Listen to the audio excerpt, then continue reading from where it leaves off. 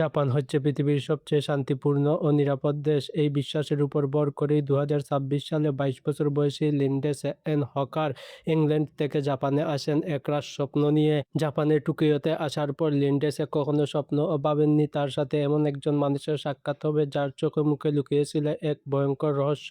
সেই দিন লিন্ডসে তার ছাত্রছাত্রীদের পড়িয়ে নোবা থেকে ট্রেনে বাড়ি ফেরার পথে ২৮ বছর বয়সী এক জাপানি যুবক তাতসুয়া হিচিহাসি তার কাছে এসে বলে, আপনি আমার ইংলিশ টিচার। লিন্ডসে অবাক হয়ে তার দিকে তাকিয়ে দেখলেন সে তার কোনো ছাত্র নয়। লিন্ডসে স্পষ্টভাবে তাকে বললেন, আপনার ভুল হচ্ছে। লিন্ডসে ট্রেন থেকে নেমে সাইকেলে করে বাড়ি যাচ্ছিলেন। সে তাকে অনুসরণ করতে করতে তার ফ্ল্যাট পর্যন্ত এসে গেল।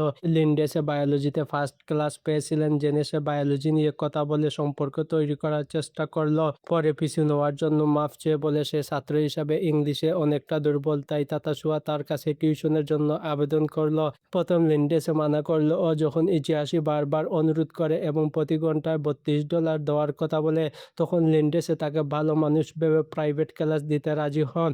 তবে শর্ত দেন যে ক্লাস শহরের কোনো ক্যাফেতে হবে, তার বাড়িতে নয়। ইচিহাসি রাজি হয়, কিন্তু যাওয়ার আগে সে তার কাছ থেকে এক গ্লাস পানি পান করতে চেয়েছিল।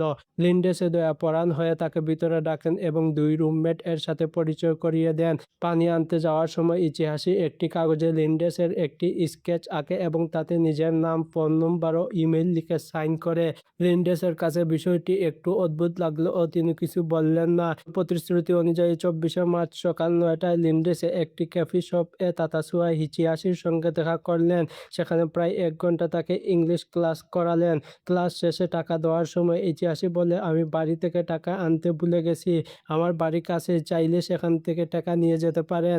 লিন্ডসে প্রথমে একটু দ্বিধায় পড়লে ও পরে রাজি হন। তারা একসঙ্গে ট্যাক্সি করে ইচিহাসির অ্যাপার্টমেন্টে যান। নিচে ট্যাক্সি ড্রাইভারকে অপেক্ষা করতে বলে লিন্ডসে ভিতরে ঢুকেন। তিনি ভেবেছিলেন ১ মিনিটের মধ্যেই বের হয়ে আসবেন, কিন্তু মিনিট পেরিয়ে গেল, কেউ আর আসলো না। ৭ মিনিট হয়ে গেল ও লিন্ডসে আর বের হলেন না। শেষ পর্যন্ত ট্যাক্সি ড্রাইভার কাউকে কিছু না জানিয়ে চলে যায়। সন্ধ্যা হয়ে গেল, তবুও লিন্ডসে বাড়ি ফিরলেন না। তার ২ রুমমেট বারবার ফোন করলেন, কিন্তু ফোন বন্ধ ছিল। পরিবার ও বয়ফ্রেন্ড যোগাযোগ করার চেষ্টা করলেন, কিন্তু কোনো সাড়া পাওয়া গেল না। পরদিন ২৫ ও ২৬শে মার্চ লিন্ডসে নোবাতে কাজে গেলেন না, অথচ চাকরিতে যোগ দেওয়ার পর তিনি কখনো একটি ক্লাস মিস করেননি। এতে নোবা কর্তৃপক্ষ চিন্তিত হয়ে তার পরিবারকে জানায় এবং মিসিং রিপোর্ট করে।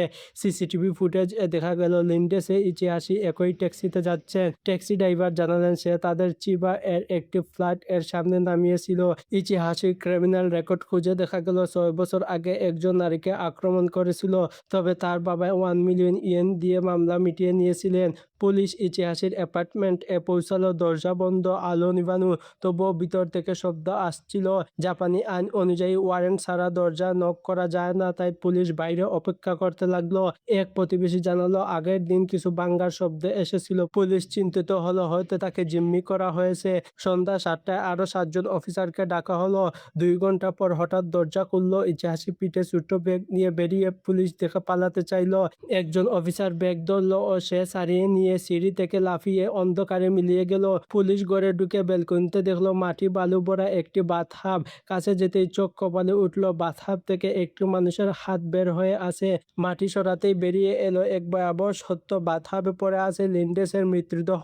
মাথার চুল সম্পূর্ণ নেড়ানো, শরীরের একাধিক কাটা ও আঘাতের চিহ্ন রয়েছে। জাপানকে সবচেয়ে নিরাপদ দেশ ভেবে আসা লিন্ডসে মাত্র ৬ মাসের মধ্যে এক ভয়ঙ্কর মৃত্যুর শিকার হলেন। বিভিন্ন তদন্ত অনুযায়ী পুলিশ নিশ্চিত হলো ইচিহাসি খুনি। তার পোস্টার লাগানো শুরু হলো, তবে সপ্তাহ মাস পেরিয়ে পুরো ১ বছর কেটে গেল, কোনো সুরাগ মিলল না। মনে হলে যেন সে বাতাসে মিলিয়ে গেছে। আন্তর্জাতিক সংবাদ মাধ্যম জাপানি পুলিশের সমালোচনার মুখর হলো। লিন্ডসের বাবা মা ভেঙে পড়লেন। তারা জাপানে এসে ডোন্ট ফরগেট লিন্ডসে হকার শিরোনামে ইমেইল ক্যাম্পেইন চালালেন। চাপের মুখে পুলিশ 1 মিলিয়ন ইয়েন পুরস্কার ঘোষণা করল। ব্রিটিশ পুলিশ ও জাপান সফর করল। অক্টোবর ২০০৮ এ বড় মাপের অভিযান শুরু হলো। ১৪০ জন অফিসারকে শুধু ইচিহাসিকে ধরতে নিয়োজিত করা হলো। বারবার তাকে দেখার খবর এলো, কিন্তু প্রতিবারই পুলিশের আগেই সে পালিয়ে গেল। এক পর্যায়ে পুলিশ প্রেস কনফারেন্সে বলল ইচিহাসি আত্মহত্যা করেছে, কিন্তু তাদের কাছে কোনো প্রমাণ ছিল না। এতে জনরোষ আরও বাড়তে থাকলো। জুন ২০০৯ এ পুরস্কারের অর্থ বাড়িয়ে ১ কোটি ইয়েন করা হলো। এবার কাজ হলো টুকের। এক প্লাস্টিক সার্জন জানালেন ইচিহাসি তার কাছে সার্জারি করিয়েছে। নাক উঁচু করা, দুটো তিল সরানো, আইলিড ফোল্ড করা এবং ঠোঁট মোটা করা। করা যাতে সে টপিক্যাল জাপানি না দেখিয়ে পশ্চিমা চেহারার মতো দেখায়। সার্জারির আগে ও পরের ছবি নিয়ে নতুন পোস্টার তৈরি করা হলো। এরপর ওসাকা এর এক শ্রমিক জানালো ইতিহাসে তার সাথে একই কনস্ট্রাকশন সাইটে কাজ করেছেন। 10ই নভেম্বর 2009 সালে পুলিশ সেখানে পৌঁছে তাকে চতুর্দিক থেকে ঘিরে ফেলল। এবার পালানোর পথ নেই। প্রায় 2.5 বছর পর ইতিহাসে গ্রেফতার হলেন। গ্রেফতারের পর ইতিহাসে প্রথমে চুপ ছিল, কিন্তু পরে রিমান্ডে সে লিন্ডেসের হত্যার ঘটনা স্বীকার করে। সে জানায় ফ্ল্যাটে ঢোকার পর লিন্ডেসের সঙ্গে ধস্তাধস্তি হয় এবং এক পর্যায়ে সে তাকে শ্বাসরুদ্ধ করে হত্যা করে। এরপর সে লাশ লুকানোর চেষ্টা করে যাতে দেহ শনাক্ত করা কঠিন হয়। তার বিরুদ্ধে অপহরণ, যৌন নিপীড়ন ও হত্যার মামলা হয়। দীর্ঘ বিচারের শেষে 2011 সালে তাকে যাবজ্জীবন কারাদণ্ড দেওয়া হয়।